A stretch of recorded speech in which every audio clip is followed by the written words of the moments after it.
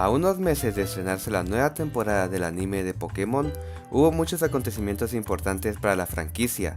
Uno de ellos fue el aniversario de los 20 años de Pokémon, además de haber sido lanzados Pokémon Rojo, Pokémon Amarillo y Pokémon Azul para la eShop de Nintendo 3DS, y como detalle menor incluso se celebró el cumpleaños de Mewtwo recién el año pasado. Esta maraña de sucesos trajo a la vida quizás uno de los títulos con más material crítico de la franquicia, Pokémon Sol y Pokémon Luna, los juegos que, tras más de 20 años, son innovadores en la serie original.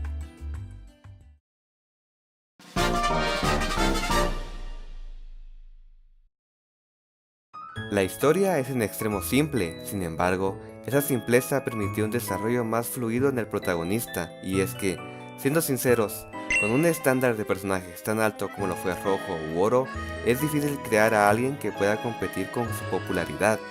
Cuando menciono a la simpleza de Pokémon Sol y Luna, me refiero estrictamente a sus personajes secundarios y antagonistas. Resulta complicado encontrar a alguien que no se sienta natural, espontáneo e incluso creativo dentro del juego. ¿Hay fallas? Claro que sí. Personajes como Tilo son casi imprescindibles, de igual manera nuestro rival. Pero es que debemos preguntarnos de primera mano quién importa en la historia. Si jerarquizamos a todos, incluso podemos intuir que el personaje que controlamos no es el verdadero protagonista. Quien mueve a la historia es únicamente Lailia. El recorrido de las islas se orientan exclusivamente a la trama de la supuesta Liga Pokémon, pero todo el porvenir cae en manos de Layla. Ella es quien impulsa el hilo narrativo, y optar por alguien que a primera vista carece de relevancia es el mejor mecanismo que Pokémon Sol y Luna pudieron haber creado para la franquicia. Algunas personas han acusado al título de ser lento, y razón no les falta. Sin embargo, ese detalle está por lejos de ser una negativa. Sol y Luna tienen un evidente enfoque cinematográfico, comparable a entregas como Pokémon XD y Colosseum. Y esta decisión de contar la trama a través de diálogos e imágenes no es completamente nuevo. Desde Pokémon Blanco y Negro se optó por ese estilo, pero fue hasta esta entrega que se perfeccionó al nivel de ser por entero sucesivo. Y es que, aunque nos guste o no, los fanáticos de Pokémon, un juego completamente RPG, no son por naturaleza amantes del género. Desde sus inicios la franquicia rompió muchos esquemas, casi todos positivos del juego de rol, en parte para familiarizar el concepto con cualquier espectador, y esta transición de lo antiguo al estándar es lo que pocos han entendido.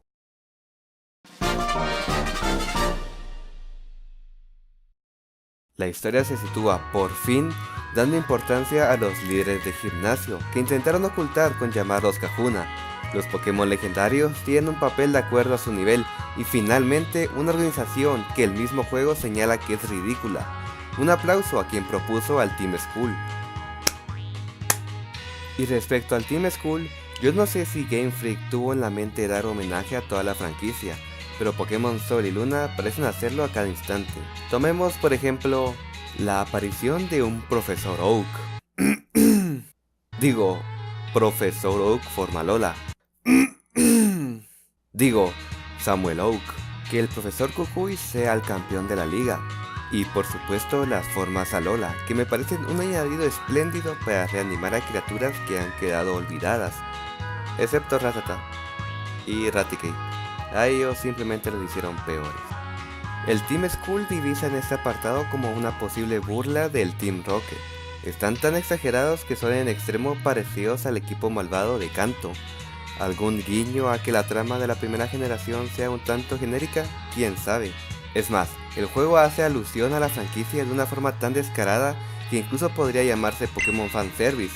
Además de los 4 puntos que ya mencioné, tenemos la aparición legendaria de algunos personajes.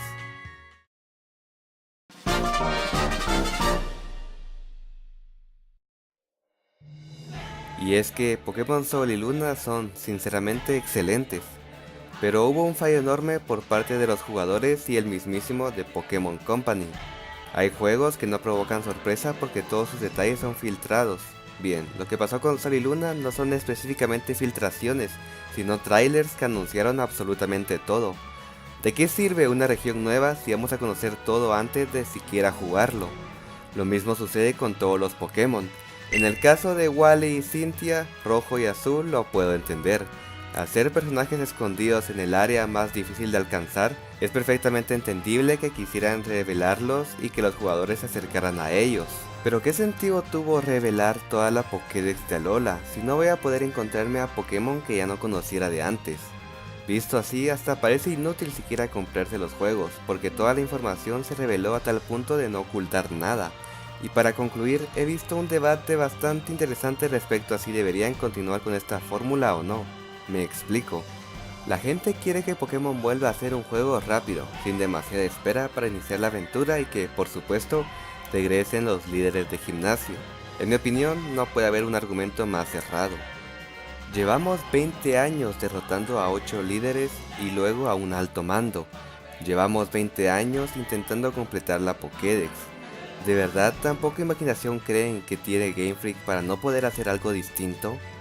Pokémon Sol y Luna fueron un experimento y uno que resultó tremendamente positivo.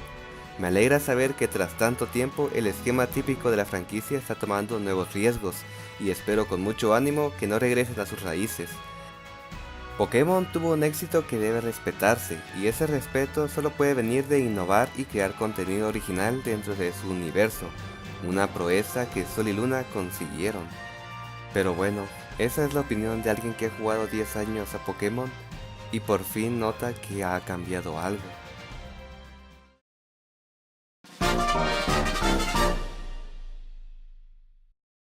Aún así, Pokémon Sol y Pokémon Luna tienen muchas fallas. Por ejemplo, hay personajes que no vienen a caso, hay zonas que están poco programadas y desarrolladas, lo que incluso pone la teoría que el juego está incompleto, sin mencionar que el sistema de puntos de experiencia se rompe cuando el jugador decide capturar a todos los Pokémon.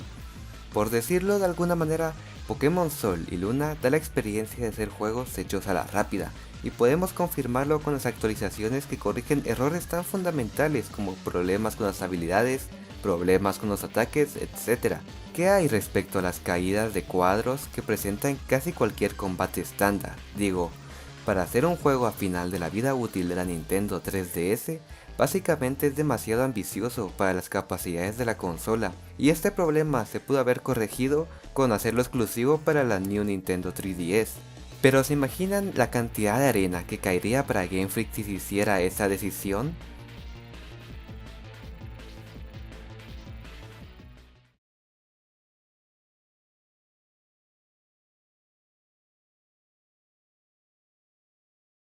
Bueno, un Pokémon Direct.